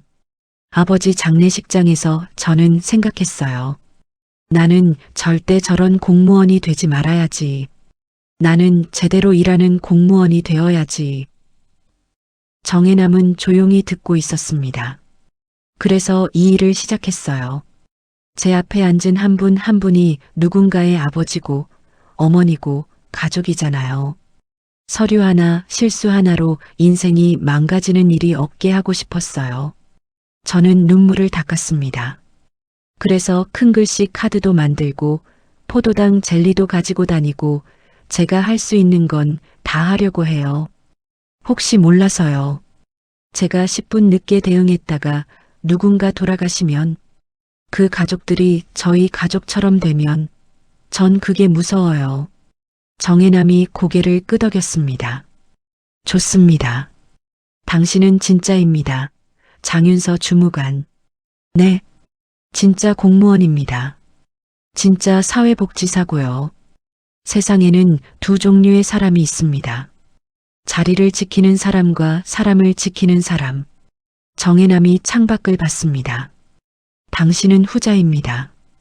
그래서 제가 도운 겁니다. 사실 저도 비슷한 경험이 있었거든요. 여사님도요? 정혜남이 먼 곳을 바라봤습니다. 45년 전 저는 25살이었어요. 시장에서 김밥을 팔았죠. 한여름 더운 날이었어요. 정혜남의 목소리가 잔잔해졌습니다. 어느 손님이 쓰러지셨어요. 열사병이었어요. 저는 급히 119에 신고했지만 구급차가 느리게 왔어요. 그때는 지금처럼 시스템이 잘 갖춰지지 않았을 때였죠. 그리고 그분은 돌아가셨답니다. 제 눈앞에서요. 제 심장이 멎는 것 같았습니다. 그분이 누군지 아세요? 누구신데요? 제 남편이었어요. 저는 숨을 멈췄습니다. 우리는 결혼한 지 1년밖에 안 됐었어요. 정말 행복했죠. 비록 가난했지만요. 그런데 그날 단 30분 때문에 진짜 모든 게 다 끝났어요. 정혜남이 눈을 감았습니다. 만약 누군가 신속하게 대응했다면, 만약 포도당이라도 있었다면, 만약 응급처치를 알았다면, 제 남편은 살았을 겁니다. 정혜남이 눈을 떴습니다. 그날 이후 저는 다짐했어요. 이런 일이 다시는 없어야 한다. 시스템을 바꿔야 한다. 사람이 사람을 제대로 대하는 세상을 만들어야 한다라고요. 그래서 사업을 시작하셨군요. 그렇습니다. 돈을 벌려고 시작한 게 아니었어요. 시스템을 바꾸려고 시작한 거였죠. 돈이 있어야 목소리를 낼 수 있으니까요. 정혜남이 저를 봤습니다. 그래서 당신을 도운 겁니다. 당신에게서 저를 봤으니까요. 45년 전 제가 하지 못한 일을 당신이 해냈어요. 생명을 구했어요. 정혜남이 제 손을 잡았습니다. 차갑고 거친 손이었습니다. 45년을 일한 손이었죠. 고맙습니다. 장윤서 주무관. 당신 덕분에 저도 위로받았어요. 제 남편도 하늘에서 기뻐하고 계실 거예요. 눈물이 또 흘렀습니다. 여사님. 하지만 정혜남이 다시 저를 봤습니다. 앞으로 더 힘들 겁니다. 네. 박무성 센터장 같은 사람은 많습니다. 조직에는 늘 그런 사람들이 있죠. 의정과 체면만 생각하는 사람들. 정혜남의 목소리가 무겁게 가라앉았습니다. 당신이 옳은 일을 하면 할수록 그들은 당신을 방해할 겁니다. 왜냐하면 당신이 그들의 거울이니까요. 당신을 보면 자신들의 비겁함이 보이니까요. 저는 숨을 삼켰습니다. 때로는 외로울 겁니다. 혼자 싸우는 것 같을 거예요. 주변에서 왜 굳이 그렇게까지 하냐고 물을 거예요. 정혜남이 제 어깨를 잡았습니다. 그래도 포기하지 마세요. 당신 같은 사람이 버텨야 세상이 조금씩 나아집니다. 한 사람씩, 한 걸음씩 말이에요. 네, 여사님. 포기하지 않겠습니다. 정혜남이 핸드백에서 명함을 꺼냈습니다. 연락하세요. 제 개인 번호입니다. 힘들 때, 고민될 때, 누군가 얘기하고 싶을 때, 언제든 전화하세요. 명함을 받았습니다. 정혜남, 해남식품 회장. 명함 뒷면에 손글씨로 휴대폰 번호가 적혀 있었습니다. 감사합니다, 여사님. 정말로. 아니, 제가 감사합니다. 오늘 당신을 봐서요. 아직 희망이 있다는 걸 확인했거든요. 정혜남이 자리에서 일어났습니다. 장윤서, 주무관. 네, 오늘 아침 당신이 살린 그 어르신 병원에서 연락 왔습니다. 제 가슴이 뜨거워졌습니다. 완전히 회복하셨대요. 내일 퇴원하신답니다. 눈물이 또 났습니다. 당신 덕분입니다. 3분의 기적이었죠. 당신이 3분 늦었으면 그분은 지금 이 세상에 없었을 겁니다. 정혜남이 미소를 지었습니다. 자랑스러워하세요. 당신은 오늘 한 사람의 인생을 구했어요. 그 가족들의 인생도 구했고요. 정혜남이 복도를 걸어 나갔습니다. 자동문이 열렸습니다. 햇살이 쏟아져 들어왔습니다. 정혜남이 돌아봤습니다. 그리고 당신은 제 인생도 구했어요. 45년 만에 위로를 받았으니까요. 고맙습니다. 정혜남이 손을 흔들었습니다. 저도 손을 흔들었습니다. 자동문이 닫혔습니다. 저는 그 자리에 멍하니 서 있었습니다. 창밖을 봤습니다. 비가 완전히 그쳤습니다. 하늘이 맑았습니다. 무지개도 떠 있었습니다. 저는 명함을 가슴에 꼭 안았습니다. 포기하지 말자. 계속하자.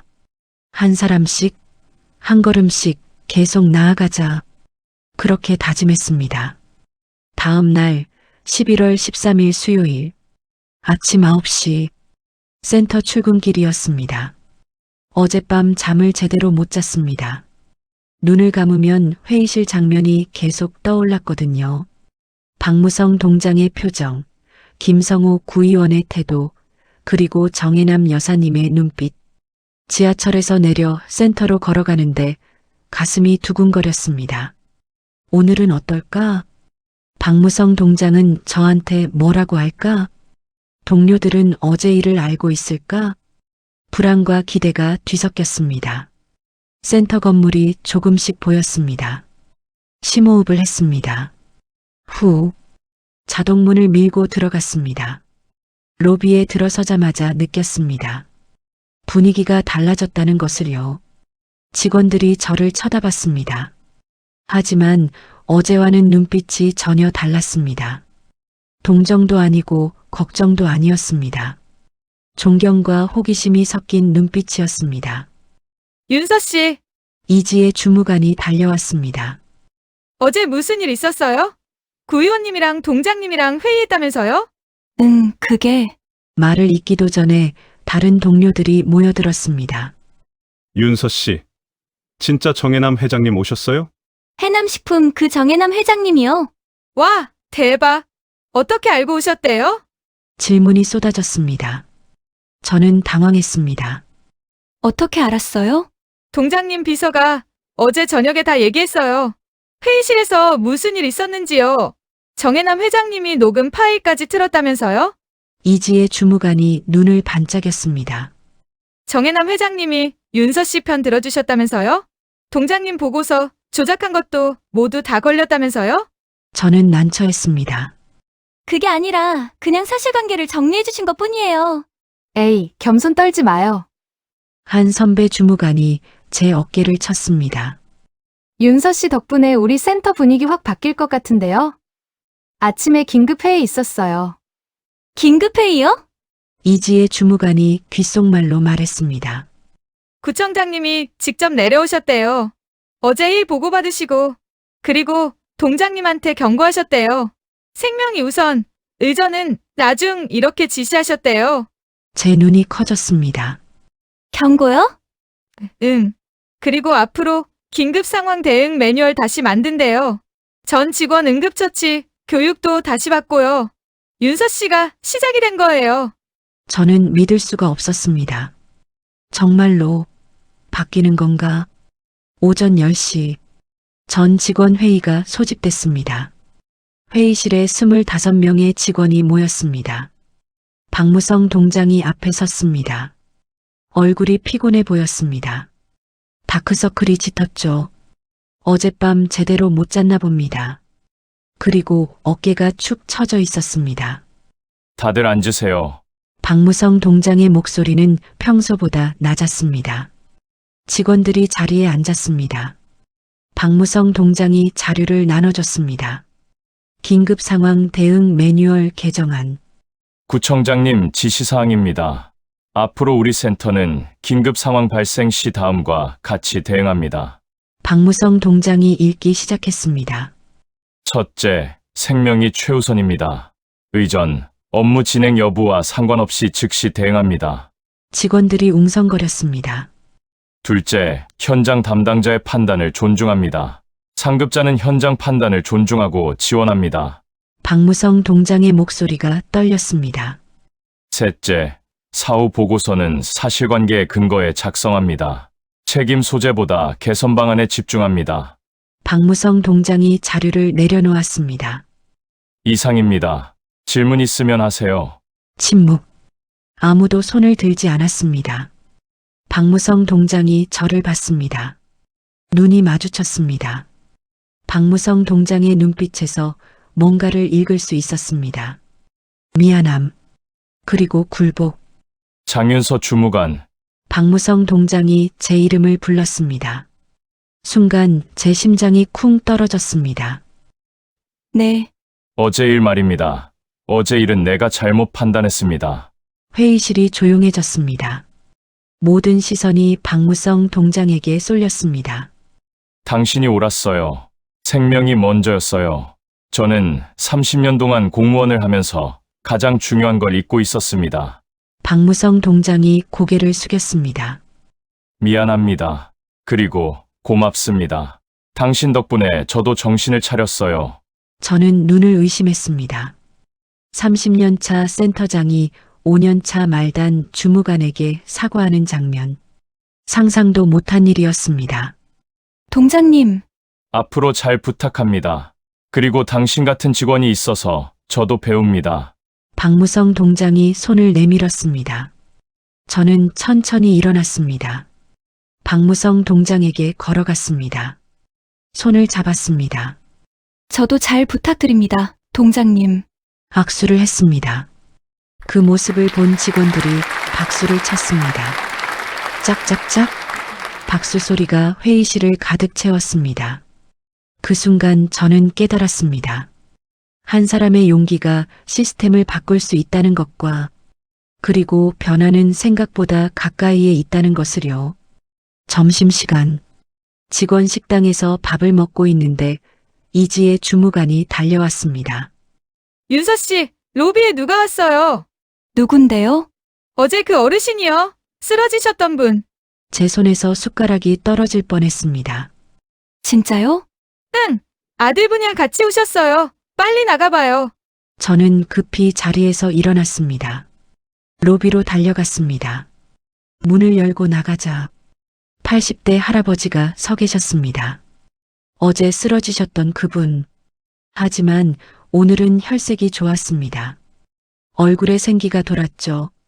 지팡이 없이 혼자 서 계셨습니다. 옆에는 50대 남성이 서 있었습니다. 아들인 것 같았습니다. 할아버지, 저는 달려갔습니다. 할아버지가 저를 보더니 눈을 반짝였습니다. 아이고, 선생님. 내 생명의 은인. 할아버지가 제 손을 잡았습니다. 선생님 덕분에 살았어요. 의사 선생님이 그러시더라고요. 조금만 늦었으면 큰일 날 뻔했다고요. 뇌에 산소가 안 가서 식물인간 될 뻔했대요. 할아버지, 아니에요. 다행히 빨리 발견해서예요. 아니에요. 옆에 있던 아들이 나섰습니다. 선생님이 아니었으면 저희 아버지 못 살리셨어요. 병원에서 들었습니다. 선생님이 포도당 투여하신 거. 그게 결정적이었대요. 그리고 119 신고할 때도 정확한 정보 전달하셔서 구급대원들이 준비하고 왔다 하더군요. 아들이 깊게 고개를 숙였습니다. 정말 감사합니다. 선생님이 우리 가족 살리셨어요. 고개 드세요. 전 제가 할 일을 한 것뿐인거려. 그래도 선생님 덕분인 건 맞아요. 아들이 가방에서 봉투를 꺼냈습니다. 그럼 이거라도 받아주시죠. 아니에요. 이건 정말 받을 수 없어요. 저는 손을 내저었습니다. 공무원은 이런 거 받으면 안 돼요. 마음만 감사히 받을게요. 할아버지가 제 손을 꼭 쥐었습니다. 그럼 이거라도 받아주세요. 제발. 할아버지가 작은 상자를 내밀었습니다. 열어보니 약과였습니다. 집에서 직접 만드신 것 같았죠. 할아버지가 좋아하셔서 저희 집사람이 어젯밤에 새벽까지 만든 거예요. 선생님이 꼭 드셨으면 좋겠어요. 할아버지의 눈빛이 간절했습니다. 저는 상자를 받았습니다. 알겠어요. 그럼 감사히 먹을게요, 할아버지. 할아버지가 환하게 웃었습니다. 그리고 선생님, 이거요. 할아버지가 작은 메모지를 꺼냈습니다. 제가 쓴 편지예요. 한번 읽어주세요. 메모지를 받아 펼쳤습니다. 장윤서 선생님께 저는 김철수입니다. 올해 82살이고요. 어제 선생님 덕분에 다시 살았습니다. 아침에 밥을 못 먹고 센터에 갔다가 쓰러졌는데 선생님이 구해주셨습니다. 병원에서 모두 들었습니다. 조금만 늦었으면 진짜 죽을 뻔했다고요. 선생님이 제 목숨을 살려주셨습니다. 저는 아직 할 일이 많습니다. 손주들 결혼식도 봐야 하고 아내랑 여행도 가고 싶습니다. 선생님 덕분에 그럴 수 있게 됐습니다.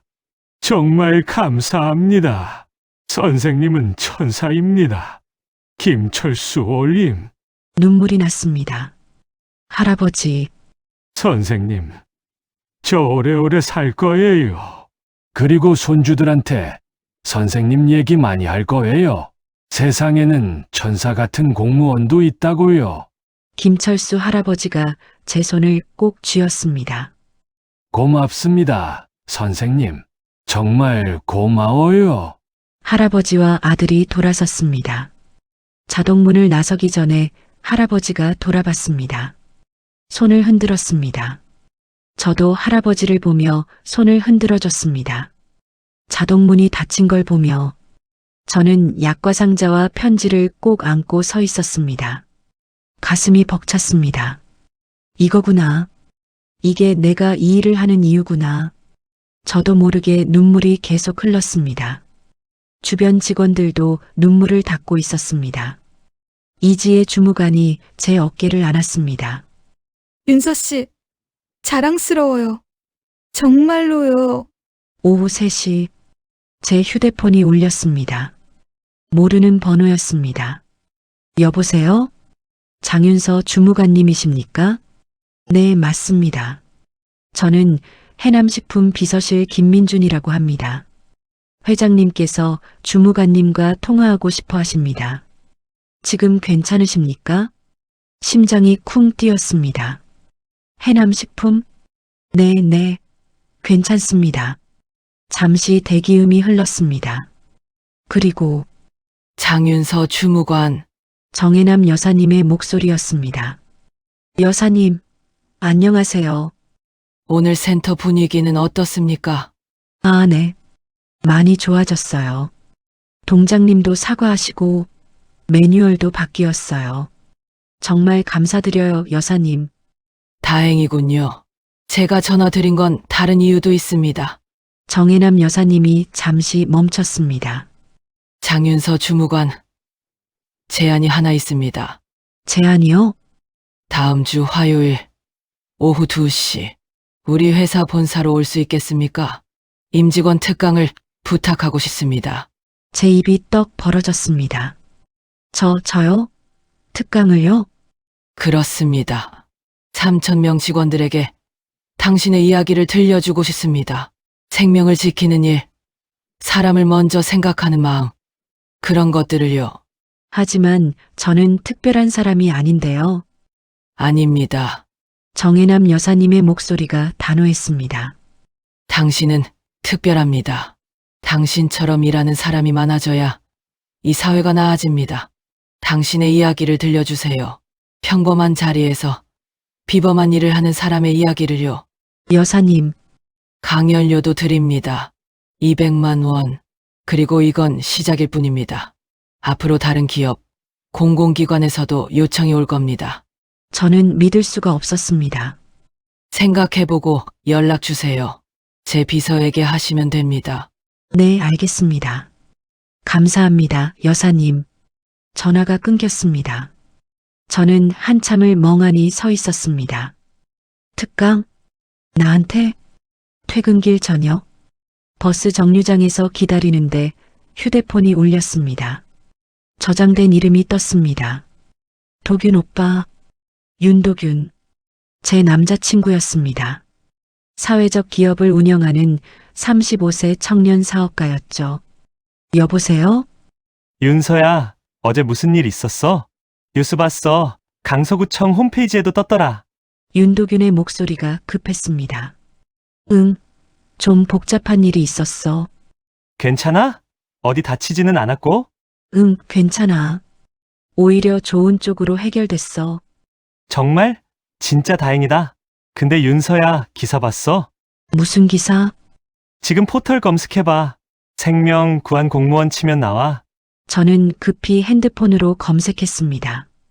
화면에 기사가 떴습니다. 생명이 먼저다. 저혈당 쇼크 환자 구한 31세 공무원의 3분. 기사 내용은 이랬습니다. 서울 강서구 행정복지센터 31세의 장윤서 주무관이 쓰러진 민원인을 신속하게 구조해 화제다. 장 주무관은 지난 12일 오전 11시 20분 센터 로비에서 저혈당 쇼크로 쓰러진 80대 남성을 발견하고 즉시 응급조치를 실시했다. 장 주무관은 3초 만에 현장에 도착, 환자 상태를 확인하고 포도당을 투여한 뒤 119에 신고했다. 초기 대응 시간은 50초, 응급구조사 표준 대응 시간이라는 2분의 절반도 안 되는 시간이었다. 이 과정에서 상급자와 마찰이 있었으나 현장을 목격한 해남식품 정혜남 회장의 증언으로 장 주무관의 판단이 정당했음이 밝혀졌다. 강서구청은 이번 사건을 계기로 긴급상황 대응 매뉴얼을 전면 개정하고 전 직원 대상 응급처치 교육을 실시할 예정이다. 장 주무관은 제가 할 일을 했을 뿐이라며 앞으로도 시민 한 분 한 분을 소중히 대하겠다고 말했다. 기사를 읽은 사람들의 댓글들 또한 많았습니다. 이런 공무원이 진짜 공무원이지. 박수 보냅니다. 31살에 이런 판단력이라니 대단하다. 우리 동네에도 이런 분 계셨으면. 정혜남 회장님도 멋지시다. 직접 나서서 증언해 주시다니. 박무성 센터장은 뭐 하던 사람이냐? 쓰레기네. 저는 화면을 내리며 울컥했습니다. 오빠, 윤서야, 나 진짜 자랑스러워. 내가 사람 살린 거, 그리고 옳은 일 하려고 센터장한테까지 맞선 거. 윤도균의 목소리가 떨렸습니다. 내가 그렇게 용감한 줄 몰랐어. 진짜 나보다 훨씬 대단해. 아니야. 난 그냥 아니야, 윤서야. 넌 영웅이야. 진짜 영웅. 그리고 내 자랑이야. 가슴이 따뜻해졌습니다. 고마워, 오빠. 이번 주말에 보자. 맛있는 거 사줄게. 그리고 윤서야, 응? 결혼하자. 제 심장이 멎었습니다. 뭐라고? 결혼하자. 난 너 같은 사람이랑 평생 같이 살고 싶어. 눈물이 났습니다. 오빠, 답은 주말에 들을게. 생각해봐. 사랑해, 윤서야. 전화가 끊기고 얼마 후 버스가 왔습니다. 저는 버스에 올라 창가에 앉았습니다. 창밖을 바라보니 벌써 해가 지고 있었습니다. 하늘이 주황빛으로 물들었습니다. 너무 아름다웠습니다. 모든 게 바뀌고 있어. 시스템도 사람들도 그리고 나도. 버스가 출발했습니다. 저는 눈을 감았습니다. 그리고 생각했습니다. 정혜남 여사님의 말씀, 앞으로 더 힘들 겁니다. 그래도 포기하지 마세요. 당신 같은 사람이 버텨야 세상이 조금씩 나아집니다. 저는 다짐했습니다. 포기하지 않겠어. 계속 나아갈 거야. 그리고 앞으로도 사람을 지키는 공무원이 되겠어. 1년 후 2025년 11월 시간이 흘렀습니다. 많은 것이 바뀌었습니다. 먼저 박무성 동장은 명예퇴직했습니다. 자청해서요. 그리고 새로운 센터장이 왔습니다. 42세 여성 센터장이었습니다. 생명 우선, 사람 중심. 그분의 모토였습니다. 바뀐 센터는 활기찼습니다. 직원들은 웃었습니다. 민원인들도 만족했습니다. 저는 해남장학재단 이사도 맡았습니다. 한 달에 한 번 이사회에 참석했습니다. 장학생들도 직접 만났습니다.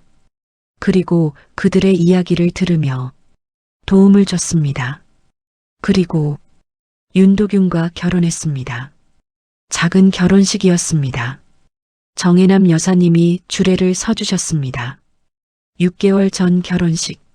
두 사람은 세상을 바꾸는 사람들입니다. 정혜남 여사님의 주례사였습니다.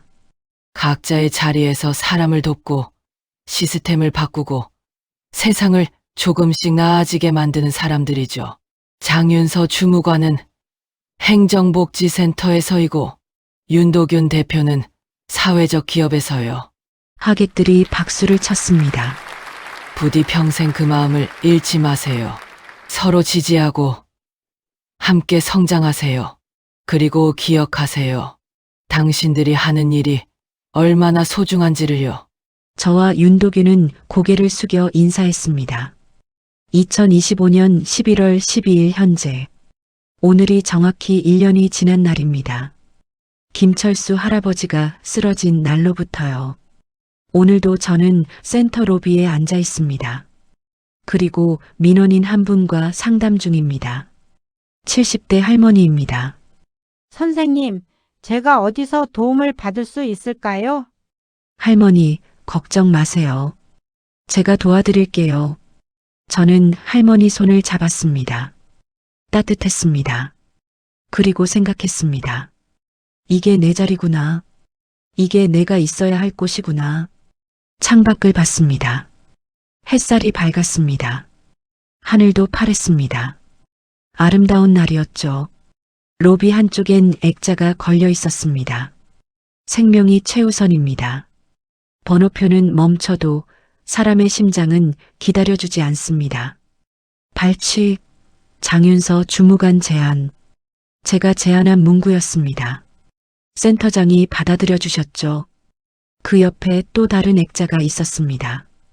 2024년 모범 공무원, 장윤서 주무관. 긴급 상황에서 신속한 판단으로 시민의 생명을 구하고 행정 시스템 개선에 기여한 공로. 6개월 전에 받은 상이었습니다. 저는 미소를 지었습니다. 그리고 다시 할머니를 봤습니다. 할머니, 이 서류 작성하시면 돼요. 제가 도와드릴게요. 고맙네요, 선생님. 천만에요. 이게 제 일이에요. 그렇습니다. 이게 제 일입니다. 사람을 돕는 것, 생명을 지키는 것, 시스템을 바꾸는 것. 제가 10년 전 아버지 장례식장에서 다짐한 일입니다. 그리고 앞으로도 계속할 일입니다. 오후 3시 로비 자동문이 열렸습니다. 김철수 할아버지가 들어왔습니다. 그런데 오늘은 혼자가 아니었습니다. 손주로 보이는 어린 여자아이가 손을 잡고 있었습니다. 할아버지, 저는 자리에서 일어났습니다. 선생님, 김철수 할아버지가 환하게 웃었습니다. 오늘이 딱 1년 되는 날이라 왔어요. 손녀 데리고요. 어린 여자아이가 제게 인사했습니다. 안녕하세요. 저는 김지우예요. 초등학교 3학년이에요. 안녕, 지우야. 김철수 할아버지가 손녀를 제 앞으로 데려왔습니다. 지우야, 이분이 할아버지 목숨 살려주신 분이야. 장윤서 선생님. 지우가 고개를 깊이 숙였습니다. 감사합니다. 선생님 덕분에 할아버지가 살아계셔서 저랑 놀아주세요. 눈물이 날 것 같았습니다.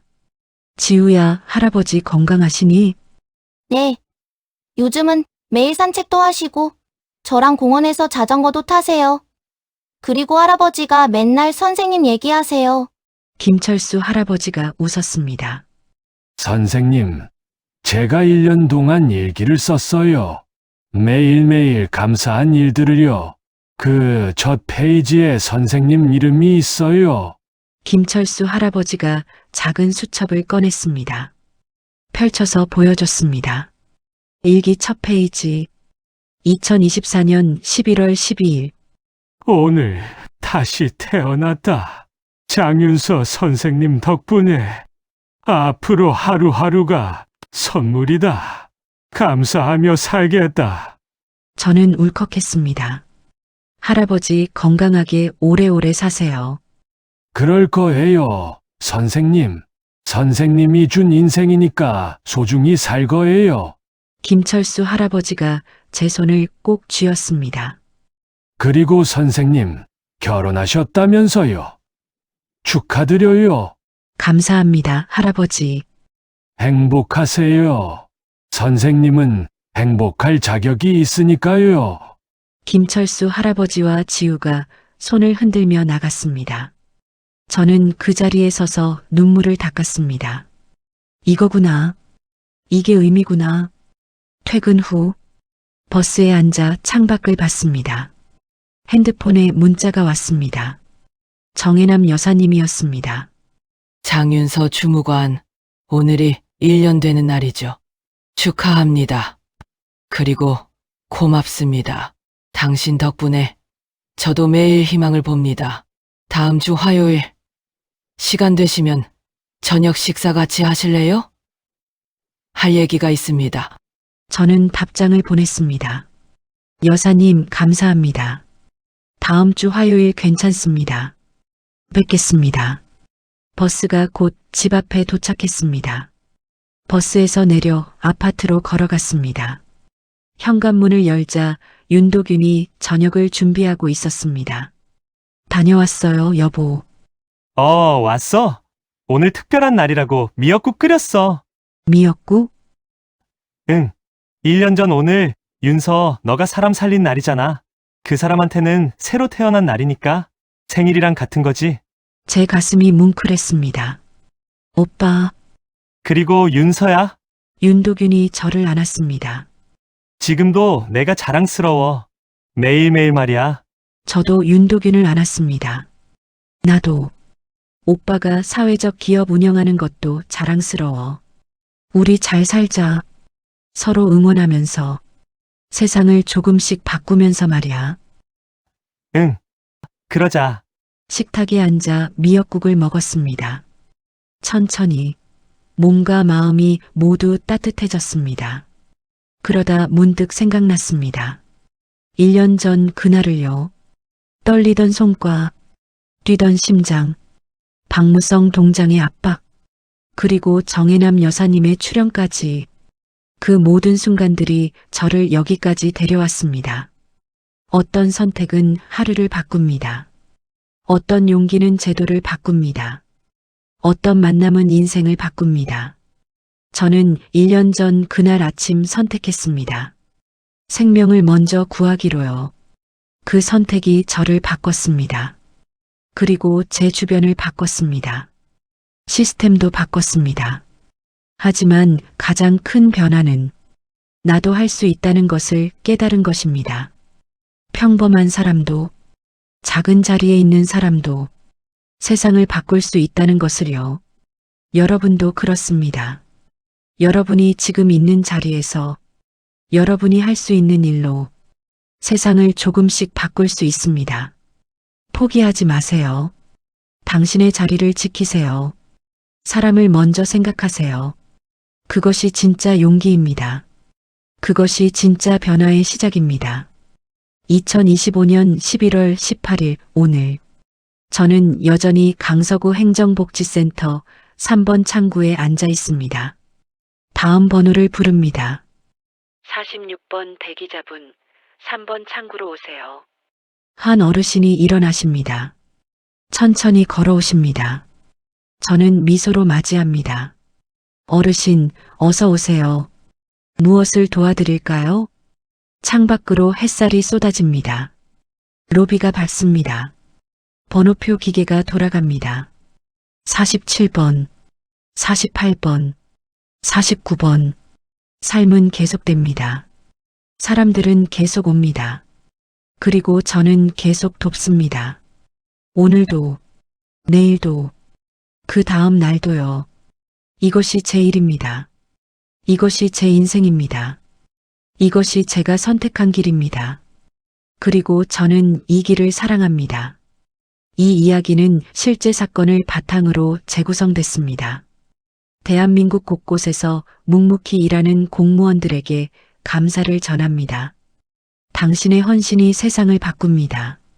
여러분의 부모님, 할머니, 할아버지가 행정복지센터나 공공기관을 이용하실 때 이런 분들을 만나시길 바랍니다. 생명을 먼저 생각하는 사람, 사람을 먼저 보는 사람, 그리고 여러분도 그런 사람이 되시길 바랍니다. 각자의 자리에서요. 오늘의 이야기는 여기까지입니다. 오늘 영상이 여러분들께 도움이 되셨을까요? 영상을 보고 마음에 와닿는 부분들과 울림이 있으셨다면 구독과 좋아요로 마음을 전해주세요. 더욱 따뜻하고 감동적인 사연들로 보답드리겠습니다. 좋아요와 구독 부탁드릴게요. 그리고 주변 분들에게도 공유해주세요. 더 많은 사람들이 이 이야기를 들었으면 좋겠습니다. 오늘도 행복하고 즐거운 하루 되시길 바라며 이 이야기가 많은 시청자분들께 감동과 희망을 드리길 바랍니다. 지금까지 세대공감 사연극장이었습니다. 시청해주셔서 감사합니다.